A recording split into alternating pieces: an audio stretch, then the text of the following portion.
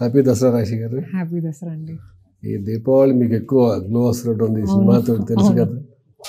అవును, అంటే 2 years gap వచ్చింది మీకు. గ్యాప్ హిందీలో బిజీగా ఉండే వాళ్ళు తీసుకున్నారా లేదంటే? నేను ఎప్పుడూ అనుకోలేదు, ఐ థింక్ అనుకోకుండా జరిగింది. నేను ఎప్పుడూ నా కెరియర్ ప్లాన్ చేయలేదు. అండ్ నాకు వచ్చిన బెస్ట్ స్క్రిప్ట్స్లో నేను చూస్ చేశాను అంతే. అండ్ తెలుసు కదా కూడా 2 years బ్యాక్ నేను సైన్ చేశాను యాక్చువల్లీ. సో కానీ టైం పట్టింది రిలీజ్ అవ్వడానికి. బట్ నేను ఎప్పుడో I never decided that okay, I'll take a break from Telugu and I'll go to some other industry. ఇప్పుడు విషయం గురించి ఒక మాట్లాడాలి ఏంటంటే, నేను ఎప్పుడో I use to think OTT వల్ల లాంగ్వేజ్ బ్యారియర్స్ ఇప్పుడు లేవు. హిందీ ఆడియన్స్ చూస్తున్నారు Telugu cinema, Tamil cinema and the same from here.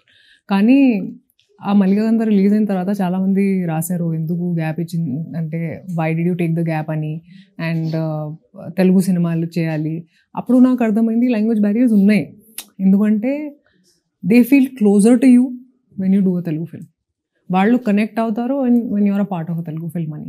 So అది నాకు అర్థమైంది. సో ఇప్పుడు నేను కాన్షియస్గా I will try and do more Telugu films అండి.